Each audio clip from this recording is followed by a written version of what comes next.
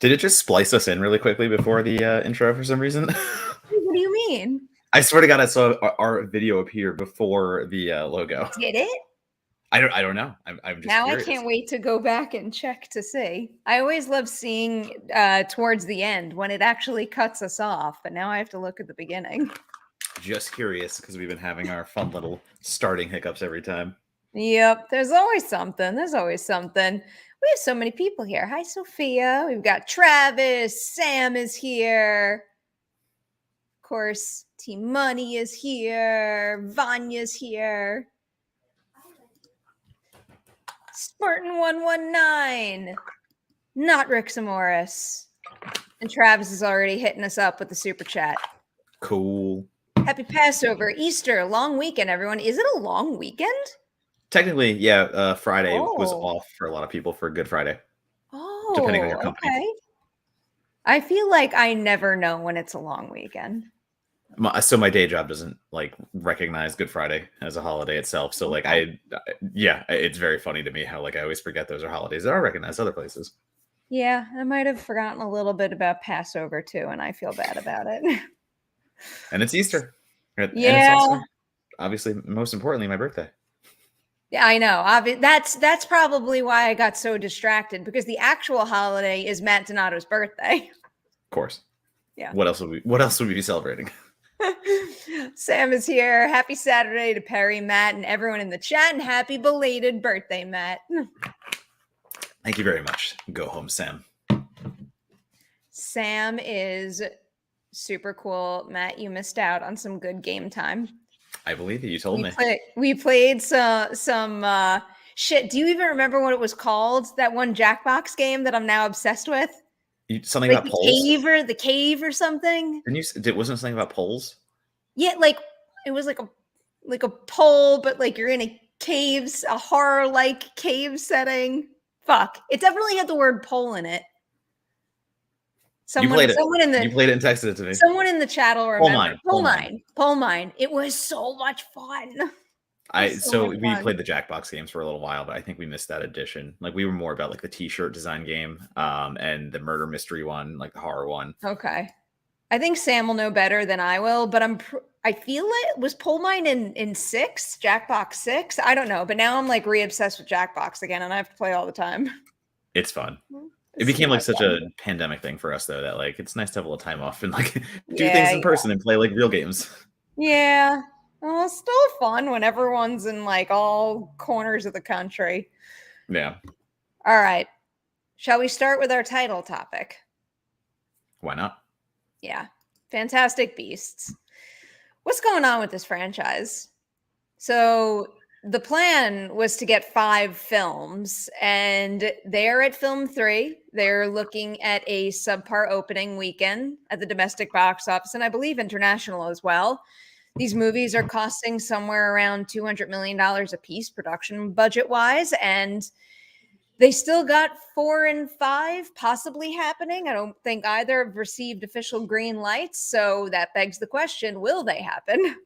Well, wasn't the report that the studio is literally seeing how this one does monetarily first before they even go ahead with the planned, already announced 4 and 5? So yeah, I very much they know that this franchise and what they have is not as popular as it should be.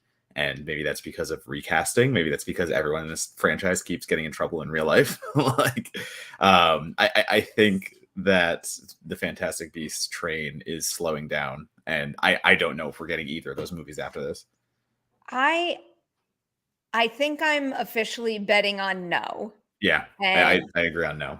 I liked this last movie. I didn't love it, but I liked it as much as I liked the first Fantastic Beasts, which was enough to, want to go to pay to see it and maybe put it on again every once in a while. But I strongly dislike the second one. But even with the bounce back and some desire that I have to see this story continue with these characters, it just does not seem like the smartest business move right now for a multitude of reasons. And I think the writing was kind of on the wall with film 1. It's I know a lot of things have not gone their way with cast and other production challenges, but after how hot Harry Potter was, and then Fantastic Beasts comes out, and what did it make? Like, it was like 70 something million at the Yeah. domestic box office for its Mhm. opening weekend. That's not necessarily like tentpole franchise. You are going to continue your Harry Potter success with this Fantastic Beast thread. It's like, it's like the B tier, and that's not Yeah. good enough. I know, and it is weird to say it about a film that did gross 77 domestic, and I think wasn't it 200 international? It's And like, like oh, those are it's like shit. Now I can't remember between the two movies, but this one might have $600 million. The okay. first one might have $600 million plus the international box office, Yeah, worldwide box office. Excuse worldwide. me. Yeah, yeah. But yeah, I mean, we're talking about numbers, like you said, like they're not numbers like to scoff at. They are not moonfall tragedies. They are not anything of that level. But like, it is, when you put that much money into these films and Oh what they wow, are I was doing, way you do off. have to consider that. I What was was that? way off with those numbers. The first Fantastic Beast movie has over 800,000 worldwide. It was closer Okay. to six just at the international box office, and then we went over some of these numbers last week. It was Crimes of Grindelwald that was about 650 million, and right now this one is sitting at 77 worldwide. I think I read in one of the reports that it's gonna. Is it? Yeah, I think I'm looking at a Deadline article right now. It's expected to have a global take of 175 million by tomorrow. Okay. Like, that's not a teeny tiny amount of money, but it's definitely not at the level of where a major franchise for Warner Brothers should Yeah. be. But then on top of that, like, it seems like, obviously, with numbers and trends, things are going down, down, down for Fantastic Beasts. But on top of that, they have opportunities to pivot. I'm not especially well read with these books, and I don't know the lore like a lot of other people out there, but I've seen tons of suggestions for where fans want to see this franchise go next. And they also have the opportunity to just like put the idea of Fantastic Beast in the trash and pivot to a different character, because these aren't Newt Scamander movies anymore anyway. I mean, this last one was very heavy on a Fantastic Beast, but it's still like he's not the centerpiece. That's not really what the heart and soul of this iteration of the franchise is. You might as well lean into a different character. Hello, Rogers. I feel like he heard me say Fantastic Beast, and he was just like, "Yes, I am a Fantastic Beast." Well, that was the funny thing, though. Like the tweet I kept seeing go around about exactly what you're saying is, I know, Rogers, you agree. Is that if the movie's actually focused on the Fantastic Beasts themselves, they would give the fans something to actually go back for, versus what you said. They're caring more about characters that aren't Newt, that aren't, exactly what's in the title in a way. So like, go back to the creatures, go back to what made that first movie maybe a little bit magical for some people, and actually give us like the creature elements that people love a lot more. And I know they're there, I know they exist, but if it's if the trill, like, the franchise itself was doing more with that element, people might still be around. And I mean, like, we can't ignore the fact that the controversies are Well, still yeah. well beyond, like, Rowling, Depp, and Miller at this point. But all three of them are kind of driving people away. So I don't I know. Feels have cursed. I have a pivot idea. I have a pivot idea. Well, And there's two sequels. if for anyone who's a huge fan of the franchise that has a better idea, do chime in the chat and tell us. But I think they should continue on with Jessica Williams's character, and they should basically just do Harry Potter, but at Ilvermorny instead of Hogwarts. That school setting is just like such a high appeal setting, and I feel like it would have a really interesting and appealing anthology vibe. It's like, we've spent so much time at Hogwarts, we've seen how school works there. Take us to the States and let us experience a different institution now.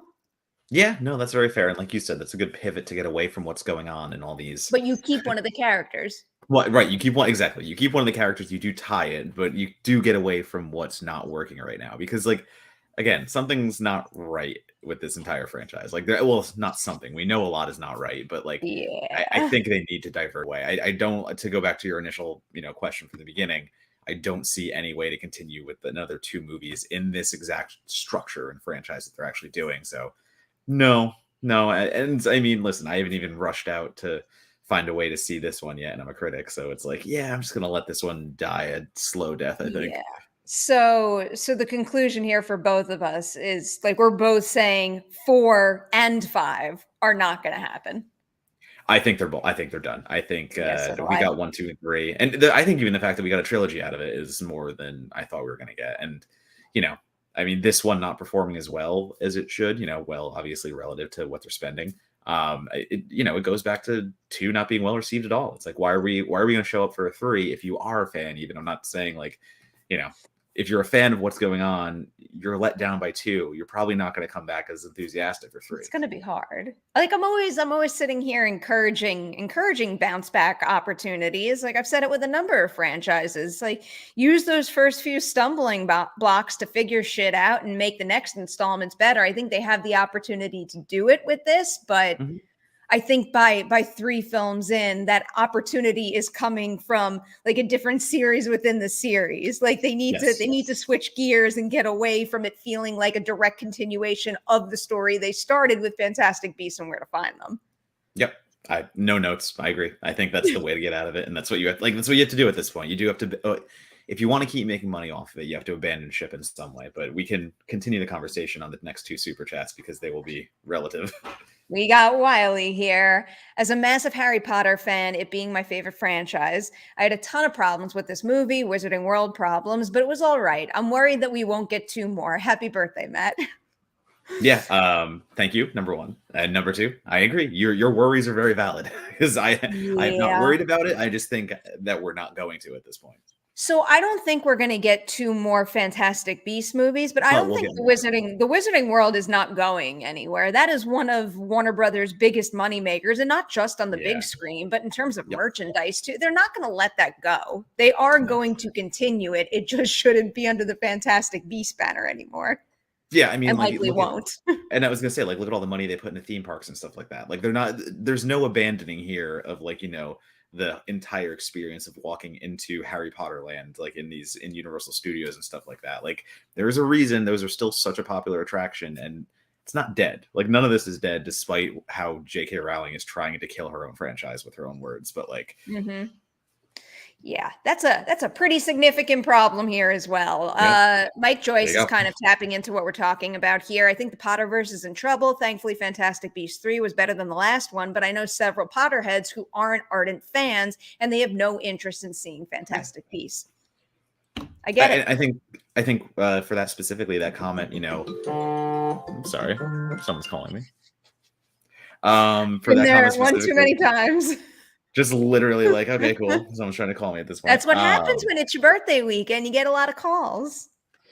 No, sorry. So what I was saying is the sense that like everyone's drawn to like Harry Potter when it was Harry and Hermione and Ron, and like that franchise itself was so popular because of what they were doing within that world. Like I Mhm. think there was a lot of faith, I guess, to say in a way that like if they created this Fantastic Beasts spinoff, that it would have that same level of appeal. But like just as we're saying, like people are Potterheads, but they're Harry Potter heads, and maybe that doesn't really translate into the side series. And on top of that, you have everything going on with it. Like it just makes sense.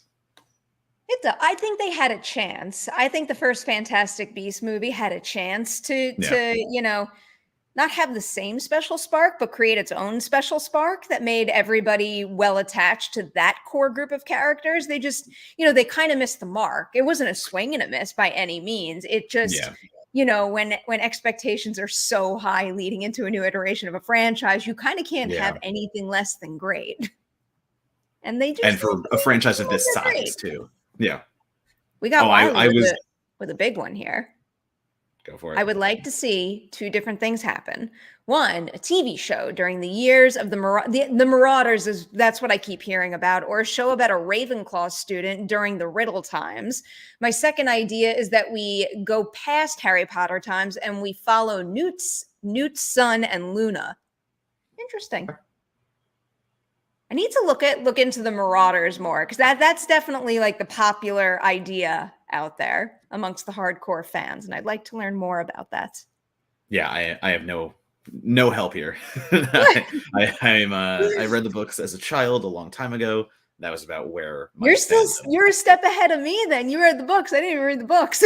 Okay, all right, I'll take that.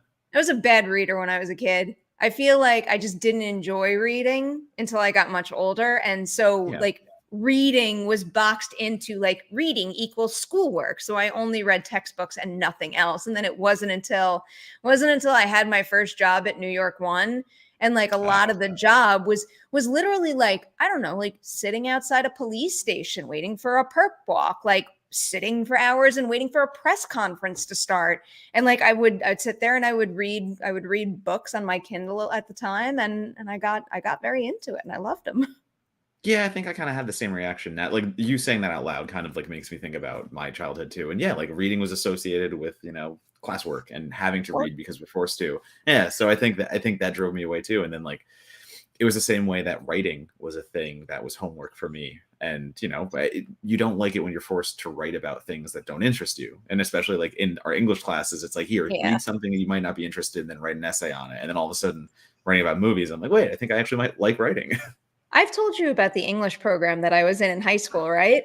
I think so. It's like it's the coolest thing ever, and I feel like it gets around the issue that you're naming. I mean, I guess now that I'm thinking about it, the same argument should apply to reading in addition to writing. But anyway, it was a separate English program where it was modeled like a school within your school, and it was the last 3 periods of the day, and they would schedule the class load to kind of mimic a college setting, where you were able to take 6 different classes, a Monday, Thursday, Tuesday, Friday kind of format there. And the options for what you could take were just like fucking everything. Like I took a class on jazz. I took a class on baseball. I took a class on Hitchcock films, and there were all different like book classes, but I was able to pick the book. And because of that, I got really, really into writing. And I'm convinced that without that, I wouldn't be doing what I'm doing today, because I wouldn't have gotten so good at writing. Yeah, that makes total sense. I had to learn that writing wasn't a thing that it had to be work. I know it's always work, don't get me wrong, but it is that thing of like, if you're passionate about something, it doesn't feel like work. And I mean, we're both very passionate about what we do. So like, I found a way to enjoy this thing that was, writing was a not fun thing for so long. And now the fact that I can even say writing is fun, I'm like, who the fuck am I? Wait, now, because I'm curious. So like, my realization that writing could be fun and fulfilling and like tie directly into my deepest passions happened in this SWS program. What was yours? So I mean, like that's a weird thing. If it wasn't school, I didn't have like a school program, and even like in college, I didn't take to my film studies course that I took. Like I took a film studies course, but I had this really pretentious young professor who was like trying to prove something. And so like where my friends took the same course with the regular professors who like were known for doing it, and they would watch like Alien and Jaws and like these movies that like were classics, but like they would have fun with it. Like, okay, let's do genre, let's do this. And like my guy was showing us these like art house movies from like the 1930s. And I'm not saying there's anything wrong with that, but for me at the time was just not what I was looking for, not what I wanted at all. So I can't even tie it to like a class. I think tying it to something was my origin story, and I'll do it very quickly, is an ex-girlfriend had these book journals, and basically like it was like learning to be a critic 101, let's put it that way. And it was like every page had title of the book, your favorite character, your favorite this, like what do you think about this? And it made you like kind of write about it in a critical way. So she accidentally got a movie one, not noticing, and she's like, well, like, do you want this? Like, I just have it. She's like, I'm either gonna throw it out or like you can try it. Because like I was just getting into movies at that time and like really enjoying them on a different level. So I took it from her and I started doodling in it and writing in it. And so like that was my origin. Like literally that is where it all started. And then it was just a personal blog. That's so cool. Hi, Amelia. 1 second. All good. I'm going to pull up Travis's super chat. Cronenberg's new film sounds intense, and Lynch is rumored to have a new film coming. Are you excited for the return of the Davids? I mean, is there any other answer to this question other than fuck yes? That Cronenberg stressed me out in the best way possible. So Cronenberg, we have a trailer for. So that like, are we excited? We can see why we should be excited. Everything with that. And Lynch said out loud, he's like, I'm not saying I have something. That's a rumor. Like David Lynch, like he tweeted it or something. He said he doesn't have a new movie. These two? Yeah, those 2 movies. What's up? Yeah, so that was, I didn't mute myself there, did I? We have another super chat. John Lee, since you saw Everything Everywhere All at Once now, do you think it has any Oscar nomination chances? If so, which awards? Any thoughts on the Cannes lineup? I do. I'm really starting to believe that Everything Everywhere All at Once is kind of like that next level universally beloved form of special where that conversation is not going to die down. It is going to be a word of mouth thing that continues to build and build. And, I'm starting to believe that that is one of the most powerful forms of promotion in an Oscar campaign, genuine word of mouth because of how strongly the film moved you. So yes, I am right now going to predict that Everything Everywhere All at Once gets a Best Picture nomination. I'm going to hold back on Best Director for now, and I do think Michelle Yeoh is going to get a Best Actress nomination. I want you to be right. Yeah. I think it's a little early for everything to have its hype and for it to consistently stay until Oscar season to actually get all of those nominations. I think the only thing it has a chance at is, like you said, Best Picture. If it can keep this momentum going throughout the entire year, I know we talked about Oscars a lot, obviously, and like Coda winning, I said out loud, like now that Coda has won Best Picture, I do think that more crazy things can happen with the Academy. I just think this is still one step too far for the Academy. I know everyone Crazy loves things it. like a movie with hot dog fingers getting nominated for Best Picture. Kinda, yeah. I don't think we're at hot dog picture level yet for the Academy. I don't. I want you to be right. I think Michelle getting a nomination would be actually what might happen. I think that I take it back. I think Best Picture is a longer shot than Michelle getting a nomination at this point, because it's the rage, it's the talk right now. But it's April, and there's a lot of time left, and I feel like Oscar conversations die off really quickly and start really quickly. So I, I don't know. I feel like Coda specifically had a festival run, had hype, then it got its release, and then it did its thing.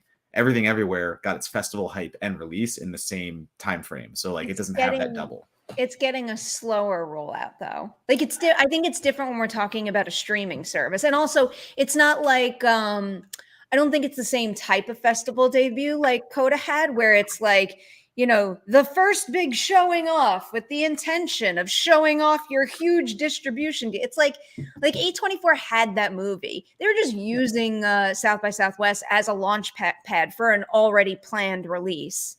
And it's just like even just like looking at the comments section on my review, like there is just so much like not just love for that movie. And like if you didn't like the movie, I don't want to make it seem like your opinion, like you cannot like that movie. It's not going to be for everyone, and I understand that. But a lot of the enthusiasm that I'm seeing for it is like it feels like I don't want to blow it out of proportion, but like life-changing enthusiasm where it's like it's hitting people to such an extent that it's not just going to wind up being a favorite movie of 2022. I do think that we might have just seen an instant classic come out in theaters. And, I will also predict that 10 years down the line, we do look back on this movie as an iconic release. Okay. I mean, that does make sense. Yeah. I'm just trying to think of it in terms of Coda. I mean, like the only thing that I can like compare it to at this point, because it did just win, and like the conversation is, well, if Coda can, why can't Everything Everywhere?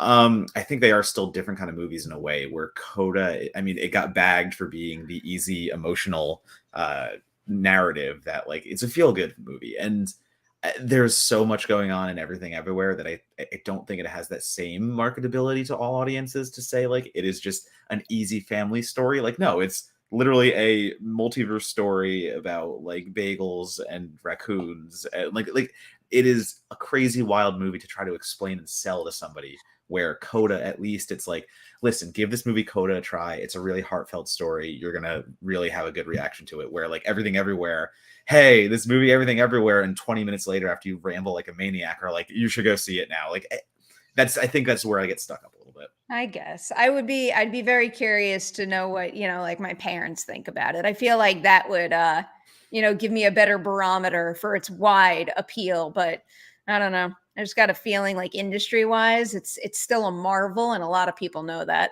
And again, like I guess let's put it this way: like if Everything Everywhere gets a Best Picture nomination, then I can be like, okay, I trust it. I trust these things can happen again. But Then fucking anything is possible. okay, if that is a true thing, I think Coda doing what it did is making a lot of things possible. But if Everything Everywhere gets a Best Picture nomination, that is legitimately anything is possible. I am open to hearing Everything everywhere all at once is possible. I'm open to hearing everything after My that. God, I would like an Oscar ceremony where someone's like wearing hot dog fingers or has a raccoonie on their head or some shit like that. I would just love to see it. Yeah, I'm all in on that. That is everything I'm all in on. I agree.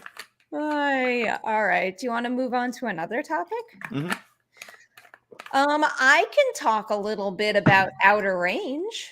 Okay, yeah, go for I it. binged the entirety of Outer Range, which is a new Amazon series. I believe the first 2 episodes are available right now. I will not spoil anything for anyone here, but like it's a Western starring Josh Brolin, and one day he discovers this gigantic hole on his property, and the show has like it's like very much a mystery Western, and the mystery is pretty damn fascinating, and it sucks you in the entire way. And I'm hesitant to say that I absolutely loved it, just because it's one of those things where now that I know where the story ends, I feel inspired to go back to the beginning and rewatch it. And I want to see, all the plot points align, and also with that added clarity of, well, now I know what's going on. But it's pretty engrossing, and there are some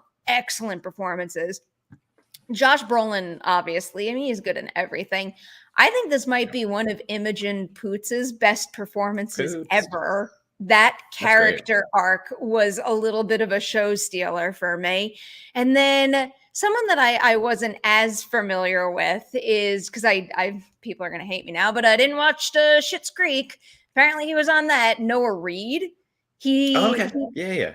He plays one of the sons. So it's like Josh Brolin's character, Royal Abbott, and he goes up against Will Patton's character, Wayne Tillerson, and they're like neighbors, and they're dueling, and Tillerson wants some of the Abbott land, and they're just like fighting the whole time. So they're like dueling families, and Noah Reed plays one of the sons of Will Patton's character, and it's just like, he is a fascinating individual where like it's so clear like who he is and the types of things he'll do, but every single scene, like you just like never know what the fuck he's going to say or do, or when he's going to break out into song, and it works so well. I was fascinated by him, but I highly recommend it. I was gonna say, like, this wasn't on my radar at all. Like, I'm openly professed how bad I am with television and stuff like that, but like this is one of those things that, don't blame yourself. I don't think it's a you problem. Because like you're not the only person I've heard this from. Like I basically keep hearing like, where did Outer Range come from? What is it even about? And maybe we need a beefed up marketing campaign or a pivot in a sense, because whatever you're doing isn't reaching the widest possible viewership. Right, exactly. It's like, and I think that it's become more of a job of critics to kind of like navigate everything that is coming out. Like what you just said, like marketing is one thing. Like you do need to market your product, like especially today where there is so much. I mean, things are hitting Netflix, Amazon, Hulu, and like without any notice sometimes. Like it just drops. So like something like The Outer Rim, where a critic like yourself like adores it immediately, like it's become so much more important that like that critic start like championing it, because there's so many examples now where like the marketing department, it just simply has to divert attention elsewhere. Like it's just, hey, here's the outer whatever, and like we're just gonna put it out there for a few trailers and posters and hope people pick it up, versus we have to put all our eggs in this basket over here, this other thing we're marketing. So I think that's part of the problem, is that these streamers are releasing more content than ever. So it is probably a little bit of an issue of needing to spread the love amongst more titles than before. But like I still feel like they're working just as hard. They're throwing out just as many images Yeah. and trailers and all that same promotional shit, but it's literally impossible for people to digest it all. Like we can't take it in. It's like I keep thinking about this lately. Like back in the day, every single time a wide release hit theaters and I missed it, like Yeah. I felt like I was lazy. Like Mhm. I did something wrong to have missed it. And for the first time in my life, and I'm saying first time in my life because I was feeling this throughout the pandemic, but more so now because things are, kind of opening back up and feeling a little more closer to normal. Now I'm really feeling that, you know what? There is literally nothing I can do about missing major releases because there's not enough hours in the day to get to it. I don't care if I just ditch all the series and just focus on, it's not possible. And you need to accept that. And I have Yeah, accepted it. that was a huge thing for me too, because I mean, back in my earlier days of writing, like I made it my mission to be like, you know what, I'm going to review every horror movie that comes out throughout the year. And as of like 7 years ago, 6 years ago, like that was doable. Like it was actually doable to do that. And like I would leave the year with like 110 new horror movies. But like to say how different times have changed, like, and this is before like the Hulu and Amazon or Prime Video kind of era. I would watch those 110 new horror movies and review them, and I still had time on like my website I was writing at to tackle the mainstream stuff. So like that was my trade-off. I was like, I went to my editor, I'm like, listen, I will do your mainstream titles, but like I get to do these horror things on the side. And he's like, yeah, as long as you cover the good stuff, like you can do whatever you want elsewhere. And to think that I actually had the ability to do that like 6 or 7 years ago, and to even fathom trying to keep up with horror alone now with all the streamers out there. I mean, there's things like Choose or Die just hit this week, and Netflix dropped a single trailer all of a week and a half ago, I and was think just like, here, new movie, it's out next week. And it's like, I read some not so nice titles oh yeah, to yeah, those yeah. reviews. I don't think it's supposed to be very good. No, I talked to a few people who just watched it when it came out, and I was like, oh, like, should I put it on the background while I do something? And even they were like, do not watch that. But still, like, that was at a certain time, like I would be making time for a Choose or Die and stuff like that because I could still do it. Like I still wasn't so overwhelmed, but just the idea of trying to keep up with all new releases, and if you're trying to do hard, like it's just insane how much stuff is out there, and you can't even prepare for it. Like that was the thing with Choose or Die. Like it just came out of nowhere, it dropped, and Yeah. it's out, and it's like you can't even like prepare coverage for it. It feels like it almost is just, I don't want to take away from all the hard work that the employees at these studios and Yeah, streamers are putting into marketing these things, but part of it feels like more luck than ever that, your particular new release has that special spark to amass a significant amount of talk and yeah, fandom, and all the marketing in the world can't necessarily dictate that. yeah. So Aaron's last comment is a really good point because there's just so much. Like literally, I've got a Netflix, Disney Plus, and Prime, and I feel like an old man with all these kids talking about Apple TV and HBO Max. I can't even keep up with what I've got, and that is 100% the truth. Like I just got my parents Netflix and Apple Plus for Christmas. Like that, like, the present was I helped set up a new TV, and for the first time ever, they've had a smart TV. So like they have Netflix now and like Apple TV Plus, which Apple TV Plus is just the Ted Lasso app for them. But like, but like even like I wish like for April Fools or something they would just the have Ted Lasso app. rebranded, like it would automatically update and just be the Ted Lasso app.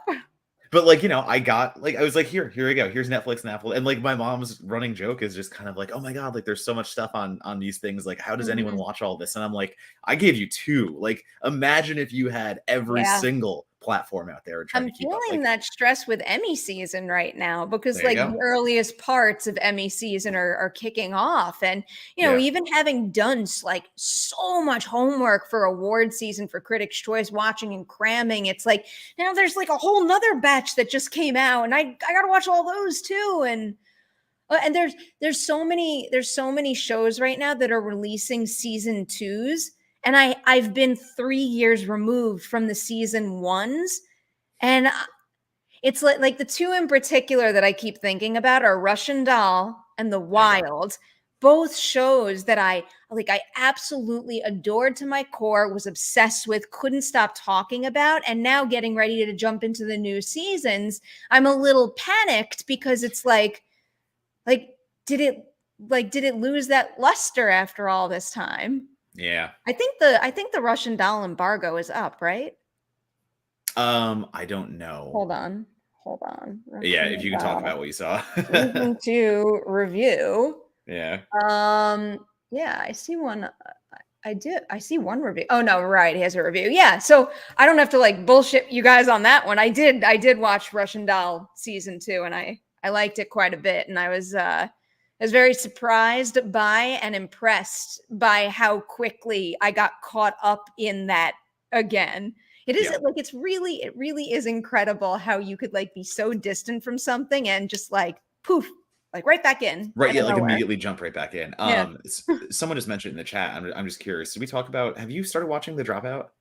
That is next up on my list. That's so we've been going through The Dropout, and we're about 6 episodes in, and it's pretty good. It's one of those like, it's kind of like Dope Sick, where you watch something that is just so infuriating, but it's also good at the Yeah. same time. And like, I mean, this is basically a true story. Like, of course, they take some creative liberties here and there, but like everything we've seen does have, we'll watch an episode and then like I'll go look up what actually happened, and like the fact that they are so close to the truth with what they're Mhm. doing, and it's still such like an insanely unpredictable show, because I don't know the backstory of The Dropout, and like I'm learning about it as it's happening, and it is a real case. It's basically, for those who don't Yeah. know, and this isn't spoiler territory, it's about a female CEO of a medical tech company, and basically the entire company was a fraud. So like we start at the beginning, and it basically starts with like a little bit of her deposition, and like she's already being interviewed for what happens after, and then they go back to the beginning and they show you everything as it happens. And Amanda Seyfried is so good. Like when we start talking like at the end of the year, I'm pretty sure Amanda Seyfried is going to be in Oh, my like she's up there on all television. the Yeah. Emmy prediction Yep. lists. I can't believe I can't remember what the name of the documentary on this was called. It's gonna bother me. Oh, Someone in the chat's gonna know. are you talking about the podcast document, or like the audio documentary that they based the show on? I don't think it was audio. I'm pretty sure it was like, so they based a show on like an audio documentary kind of retelling of it. And apparently we're getting an Adam McKay version of this too, with Jennifer Lawrence starring as the lead as well. So Oh shit, I forgot about that part.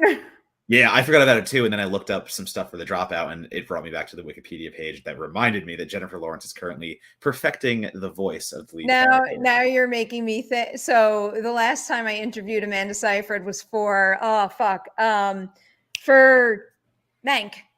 Oh, And okay. Yeah, yeah. and we were talking about The Dropout and like shit, I wish I could tell you this word for word, but she made some sort of joke about how like someone else is playing her too, and just like what a That's fascinating. Oh, the documentary was an Alex Gibney documentary. It was released right. on HBO and it's called The Inventor: Out for Blood in Silicon Valley. Right. That's what it was, and it premiered at Sundance. That's why I saw it. Okay. Yeah. But Again, that is a documentary. a fascinating story. The show has been so good and like engrossing too. And like you definitely didn't start Winning Time, right? I did not start. Yeah. So that's another one. Have I talked about it here yet? I feel like we might have talked about it off air. Okay, so like Winning Time is another one we've been watching here, and as a borderline like kind of basketball fan, not like fully basketball fan in the sense that I know the history inside and out. This is a show about the Lakers kind of coming into prominence when they were very much not a good team, and they get bought by this very eccentric character played by John C. Reilly, and it's the Magic Johnson era and all that stuff. And it's just because we brought up Adam McKay, and this is an Adam McKay production, and it's so very Adam McKay in a way that like it's entertaining, and I'm watching every episode like with this certain kind of like glitz factor, and he's really good at doing like the schmoozy Hollywood overselling, but he does the Adam McKay thing where characters break the fourth wall, and it's so poorly done in that regard that it becomes frustrating, because he does a terrible job. Like him and the directors and the writers do a great job entertaining you. The performers do a tremendous job doing the performances, but the show itself isn't good about telling people about what they're seeing and the actual historical NBA facts that might help them understand what's going on. And then he'll do these fourth wall breaks, and he won't add to the history of it. He'll just do jokes with it. And like, if he just used the fourth wall breaks to actually add a little history and like give you a little bit more into what's going on, it would be such a better show. And it's just such an example of like Adam McKay doing his thing. And I am both enamored by it because I think there's a lot of stylistic value, and also then frustrated because he's doing like the wrong way of using it. I'm just like, what the hell? Okay. I feel like I heard some so-so things about Yeah, that, and it fell down the priority list. Right now I'm prioritizing all the ones that are likely going to be up for Emmys. So once I finish or once I watch all of season 2 of the Wilds, I'm going to go on yeah. to The Dropout, and then I want to watch After Party. Yeah, After Party's fun. After Party's a fun little watch. Like that's the best way to describe it. You're gonna have a good time. All right. I'll take it. We missed one from Vanya here. Sorry. And is Fantastic Beasts 3 really that bad? I was planning on seeing it on my birthday on Tuesday. Happy Easter. Bring back beer pong.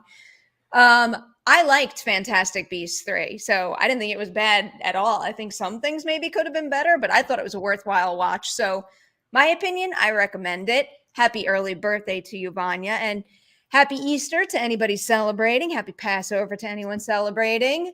How you feel about beer pong, Matt? I do want to get back to it. I like Okay. playing beer pong, so I think we'll get back to it eventually. We just have I to. think we should play the ring game. We can figure out a way to play the ring game That's a on. it's a really easy game to play live. That is true. It's a small setup. For those who don't Yeah. know, it's like it's basically a wooden tee, and there's a. I'm going to do it in the screen. There's like a wooden tee, and then 2 strings come down. There's a ring on each end, and the object is it's me versus Perri, and you're trying to throw the ring onto a little hook, and Perry's doing it at the same time, and I just have to get it more times than she does. I feel like I shouldn't be advocating for that game so enthusiastically when you like fucking crushed me the last Well, time we that's played. you were just doing it for the first time. You're just Oh, doing but it for the first time. also, so like we played twice before We we did. left, and like Mhm. the first time it took a little while for you to win, but you were definitely winning most of the time. The second time you like hooked it like 3 times immediately, and I barely got the chance to swing. Yeah, it's a feel thing for me. Like once I get the hook right, it just kind of like feels it every time. Yeah, so I'm down to play that. Like I think we should bring back some kind of fun after. Like we should talk for like 45 minutes and just do Okay. something at the end of it, like whether that is playing one of those games or I don't know. I think there's opportunities I there. feel like I'm gonna have the weirdest, like most concerned look on my face when I'm Yeah, playing you're just like that game. Like just concentration phase. incredibly stressed and tense about it. I mean, that's did that not happen during beer pong sometimes? I mean, I guess so. I feel like I'm more confident in my beer pong skills though, that I'm able to relax and have fun a little. But That's true. if I play skee ball or the ring game, it's just like gotta get like the pitch perfect feel, and I You don't know know. that I'm very serious about my skee ball. Yeah. Are there any games where we're going tonight? I can't remember. Yes. Well, so I haven't been back to Boomtown since the pandemic. So like I Okay. went pre-pandemic and then you walk You it's like we went I together, I don't think want I actually. didn't mean to interrupt you, but do you wanna tell everybody about, like, the cool places that you picked for your birthday celebrations to give them, Oh yeah. like, a little love? 'Cause you picked a great lineup of places. I think I did. Yeah. So yesterday was my actual birthday. I took the day off from work. First, we went to Perry was not there, but we did Santa Monica Beach visit, and like I actually hadn't been to the actual beach at Santa Monica since I moved to LA. Amelia and I did a beach day with our friend Britt Sandler and her fiance, and like we did a dog friendly one so they could bring their dog, which was like 45 minutes away, like 40, 30 That's minutes not away. true. We went to Santa Monica one day. We did, but like not on the beach though. No. Yeah. I So don't that's do well on beaches. So that's what I'm saying. Like I didn't do an actual proper beach day. Okay, So like okay. I had Fair never enough, fair done enough. that. So like we just had a delightful day, like just outside on the beach for a few hours. The water was cold, let's put it that way, but I still managed to dive in after much coaxing from everybody. And then yeah, afterwards we just had a nice little night. First we went to Phantom Carriage, which is our horror themed brewery. And so they upgraded Phantom Carriage, or maybe not upgraded depending on your thoughts on it, but they added these animatronic interactive elements now. That I didn't know what that was when I saw you guys post those pictures. So it is a brewery in like kind of let's say like an old hollowed out like garage or something. So you have a lot of like top area. Its ceilings are high, and there are these, let's say it's basically a mid level in the brewery that you can't go up to, but the staff can. And on that mid level, that's still like over you and looking down you. They have put basically a death row inmate in an electric chair that sometimes it just goes off and the inmate just starts screaming and like lights start like popping all around it and like you hear the electrocution. And then on the other side, like basically over our table, is a pretty impressive animatronic ghost that comes from under that level. So you don't even see it. You don't see it there until the animatronic happens. And it comes out and over and hovers like over the people in the tables around it. And like it starts saying some like Evil Dead-esque shit at you. So like wow. it's pretty cool. Like they up the horror elements like a lot at Phantom Carriage. And also they just have good beers. So like good horror themed beers. And then That SoCal was the Brewing. first time I ever liked a smoky beer. Was that Phantom Carriage? That was like that was one of the biggest accomplishments, like getting you to try one of those beers, and then you were like, I like this. And I was like, you went outside your comfort zone. Outside your comfort zone, you liked it. Yeah, and then we did a cidery meadery brewery afterwards. And I like those are all three different things, but they're all in the same place. So I had a nice maple carrot cake mead, which delightful. It's pretty good. It was good. Tastes like carrot cake. It's insane, but it was smooth and tastes like carrot cake. Yeah. And today we're going to Boomtown, and today we're just going to do a little bit of more brewery drinking. But to answer your question, the last time I was there, they had cornhole set up. They had giant, like human-sized chess. Okay. And they had like two more like bigger games in one area, and then on the other side they have darts, they have shuffleboard. Like I think I remember the darts. Yeah. I like remember where we were standing last time we were there, but like only where we were standing, and I don't remember anything else about the facility whatsoever. Yeah, so we have a little private section. We'll have everything there. Amelia's been doing a lot of work today to put together things for tonight, so we are ready to have some more fun tonight. I'm very pumped. All right, we got Michael here. I think we will get the next two movies since we still need to see Dumbledore get the Elder Wand. Here's another thought that I've been having, and it kind of like leans into one of the suggestions that I made before with Ilvermorny. I wonder if maybe, let's say, they will continue Dumbledore's story, but they'll ditch Fantastic Beasts. And maybe even they'll just embrace Wizarding World. And it'll just be Wizarding World, I don't know, fucking like Dumbledore's Quest or some shit like that. You know what I mean? I hope that's what they title it. Wizarding World fucking Dumbledore's Quest. Put that on a poster. I don't know. Like at this point, who cares? They can title it whatever they want and people will show up. I feel like that's kind of true. And I think folks like Jude Law in that role, right? I kind of like him. So that was the one thing I saw, like people who had seen the film and maybe were even negative on it. The one thing they all kind of came to consensus on was Jude Law doing his arc as Dumbledore in there. So I think that's actually a good point. And like, you know, to go off that super chat a little bit, that definitely is the intent of their storytelling with having the two movies still left to use. I think it's still going to be hard for them to financially justify it. Like Alita Battle Angel, not to keep using that as an example, but I mean using that example. Well, because it's a perfect one. Like it's one of those recent examples of like they had 3 movies planned, and like narratively their first film definitely is like, hey, we're going to show you so much more in those 2 movies. And they didn't happen because it was financial. Like, it doesn't matter if you leave your story open to tell people a lot of things later. If anything, that kind of hurts you, because if you don't tell that first movie the way that people actually care about, they're number one, not going to show up for the first one, unfortunately. But number 2, like, doesn't matter what you kind of have hanging. It's about how good that first movie does. You know what the best example of that is? Go ahead. And I actually think I can say this definitively. Like, there is no better example of doing that in this industry. The dark fucking universe. Dark Universe. Mummy. Like an epic buildup. We're gonna do this and this and this and this and this. And then the first teeny tiny piece crashes and burns. Well, and not even the first. Like, let's be honest. Dracula Untold was the first Dark Universe movie. So they tried to do a Dark Universe. It's that like one fit. Like a Dark Universe start like and a half, like a well, 0.5 version. Yeah, no, I'm agreeing with you. I'm just saying that they failed twice. They literally tried with Dracula Untold. Dracula Untold failed. Then they revamped it, and we're gonna do their Dark Universe starting with the Mummy, and that one. So like they literally had 2 dead starts.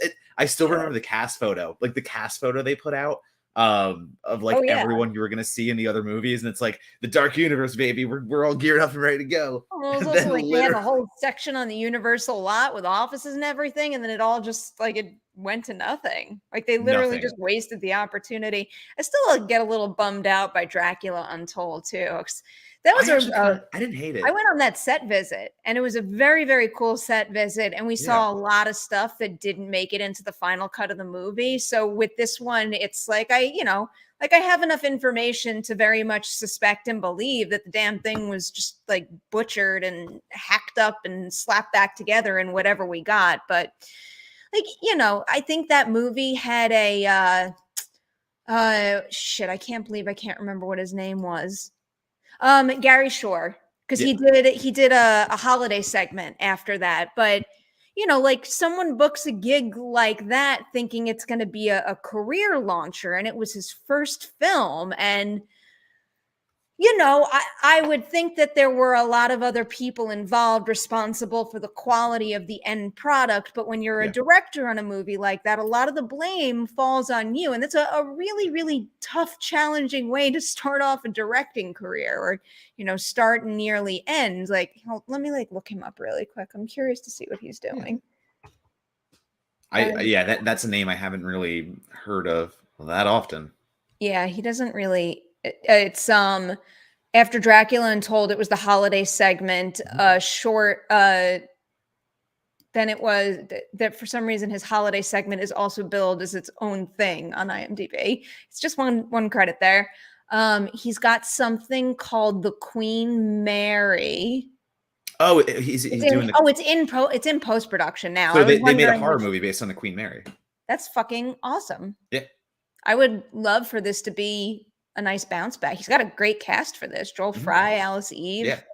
I'm very excited for the Queen Mary movie. I just hope it's good. Like, unfortunately. Well, yeah. I'm very eager to like try to support it until I see the actual quality of the movie. But I would love again, to like get things back on track for him. We know how those productions go in, and like when studios are so obsessed with creating their own cinematic universe or like creating a franchise, and it's something that we harp on so tremendously. It's make your first movie, and if it warrants a franchise or cinematic universe, it will come. Like if you build it, they will come. Like if your first movie is good enough, the audience will stay with you and they will want to see more of it. But the new mentality is just, well, how do we get our own cinematic universe? And that's like the money makers. And filmmakers can make their movie be their voice as much as they can, but when it comes down to it, I mean, like we see Star Wars, we see Marvel, we know that the talented directors who have left those movies because studio oversight's a real thing, and we can't like kind of like ignore that too. Like it's as much as that might have been a Gary Shore movie, it's like how much of it really was a Gary Shore movie versus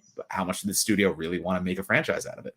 This is the stuff that I was most upset about being removed because Baba Yaga fascinates me. Samantha Barks was playing the character. I think she was like really high on the success of Les Mis at the time. Yeah. And there's like a lot of really cool, production design opportunities in a character like that we didn't get to see. Yeah, and I mean it's the same thing with the Hellboy reboot, the newest one we had, and you can tell that.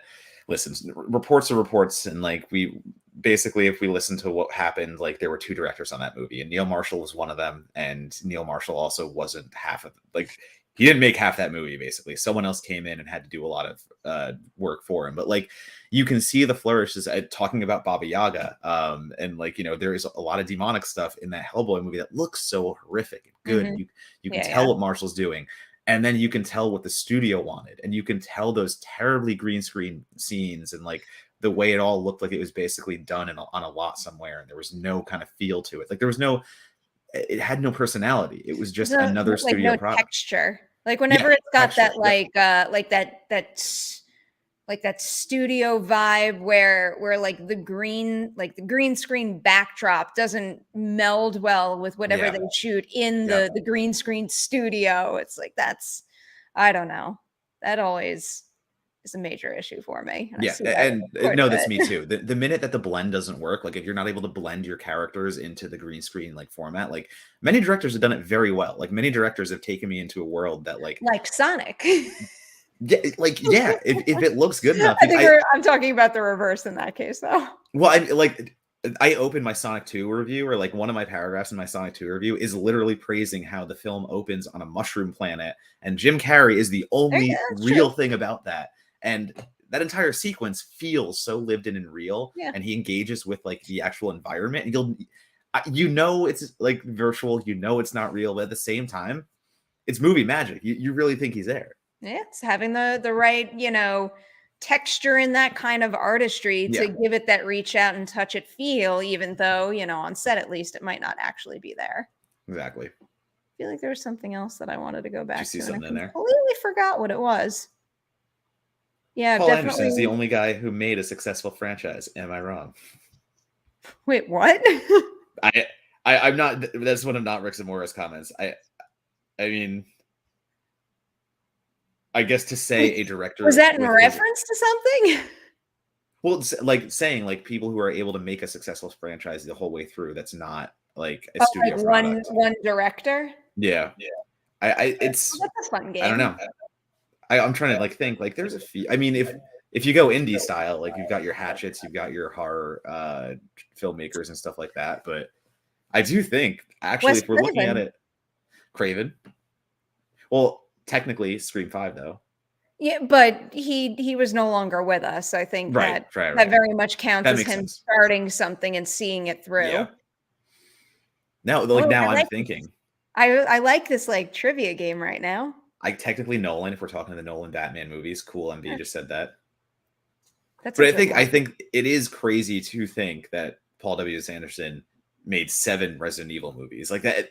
Typically, or no, he didn't direct all of them. I take it back. I don't know what I'm talking about. There are 2 not directed by him. I don't know this franchise well enough to tell you. So 2 and 3. I defer to you. Russell Mulcahy, he did one of them. I think that was 3. And I forget who directed 2, but like he was a post-prod guy, or like he had done work with a lot of Paul W.S. Anderson movies. So right there. And honestly, I don't want to say that out loud. Oh, Lord of the Rings, of course. That's true. But like, I like my Resident Evil movies. I watch them plenty. But I think the 2 best ones are the ones not directed by him. I think 2 is my favorite of the franchise, and 3 is right there. It's like 2 or 3. We got Luke in the house right now. Luke. We like Luke. I feel like this super chat is going to a very specific purpose tonight. He knows what it's going to. Luke knows where that's going. He does. I feel like just about everyone in this chat now knows what it's going to. We all know where that's going.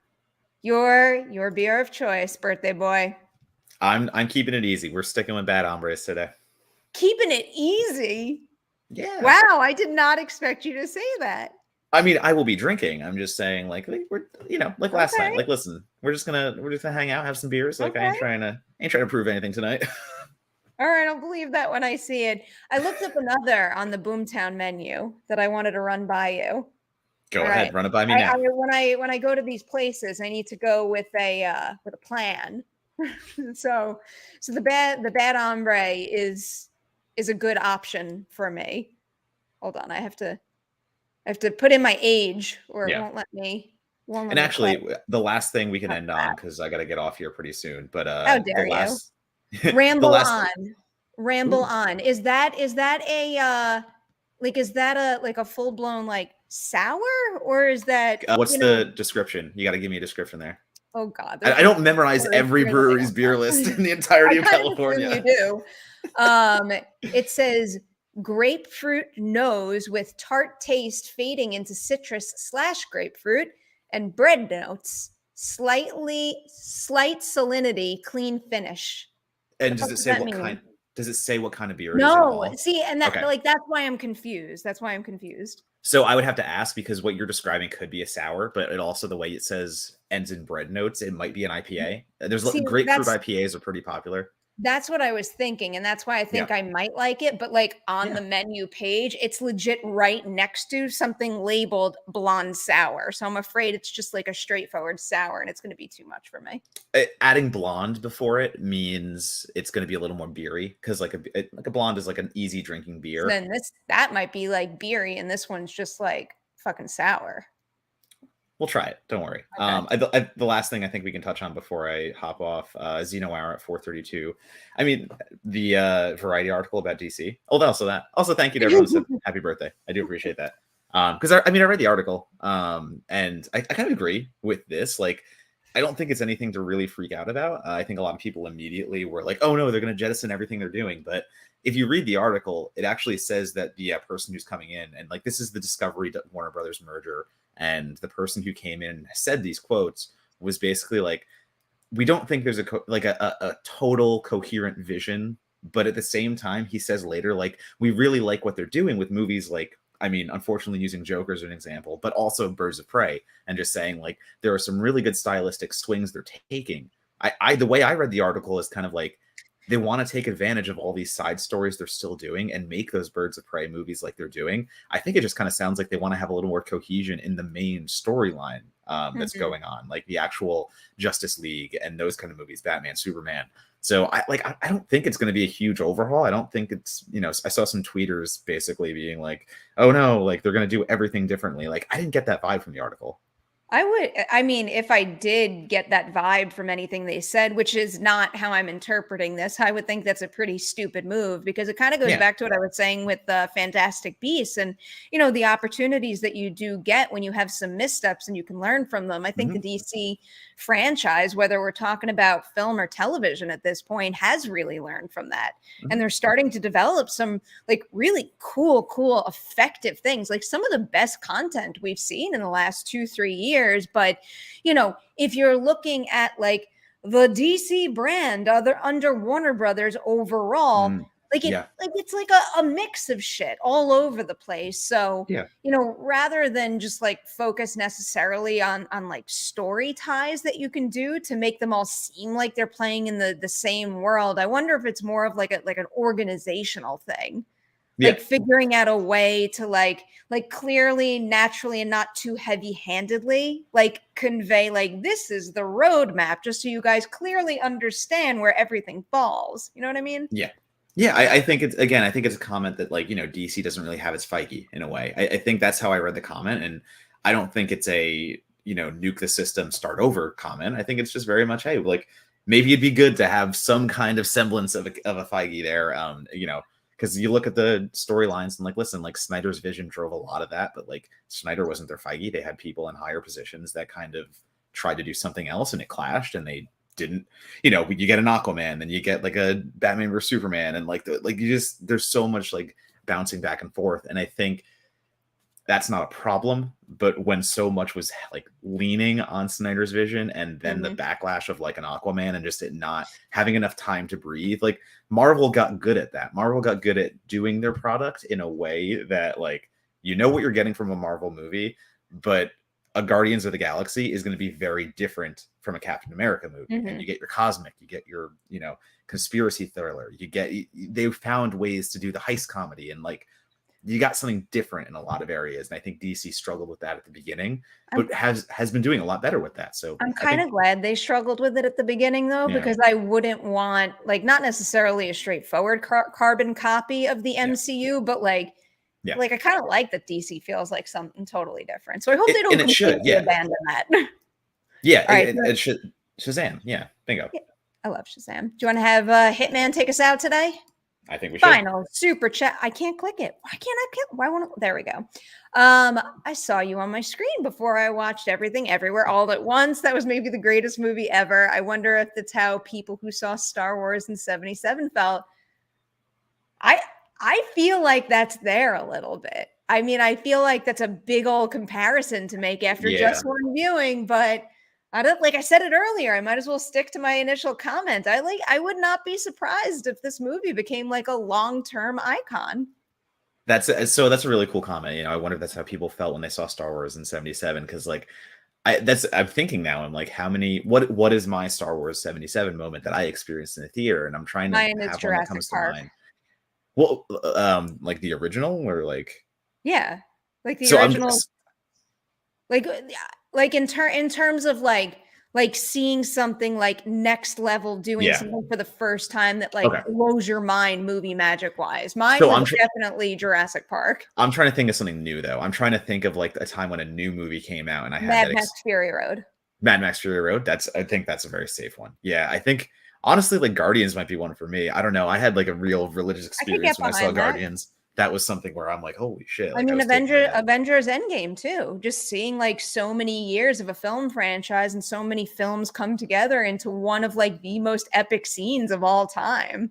But I think, this to kind of end on that is like seeing Everything Everywhere All at Once in a theater was something that I don't think will be replicated ever for me. Like that is a movie I will never see again in a different form. It is such a unique vision. It is such a creative, original film.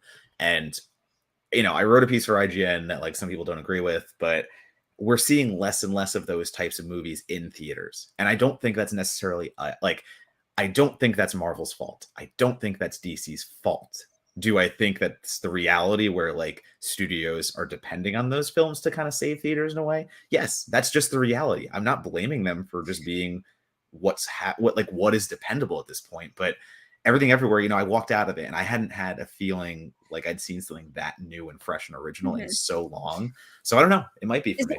Can I just ask, is that why your article got some pushback? Yeah. Because it came across like you were blaming them? Yeah.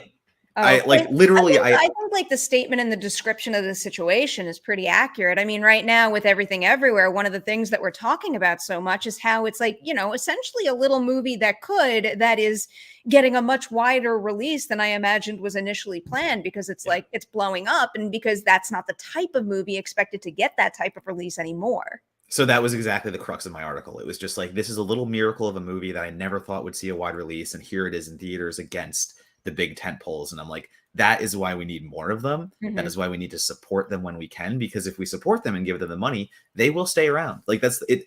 Our money dictates what's in theaters. And I mean, when we keep giving all our money to seeing Spider-Man 4 times in theaters, like, I mean, you're going to keep getting those dominating theaters. So like, I made a point in the article to be like, I'm not blaming them. Like literally the studios are making the right monetary choice, and theaters are too, because theaters are struggling and they need to make money. It's just, we can't ignore reality. So it's like, when you get an Everything Everywhere, like, I don't know, talk about it, champion it's, talk about it loud. I don't think that's a bad thing. And like, I had people tweeting me like, oh, of course, another like Marvel hater trying to like, blame Marvel for something. And I'm like, I'm not. I gave fucking Guardians 5 out of 5. I like Logan like almost at a 5 out of 5. Like, I think superhero movies have their time and place. Like, I just think I would like a little more variety in my theaters.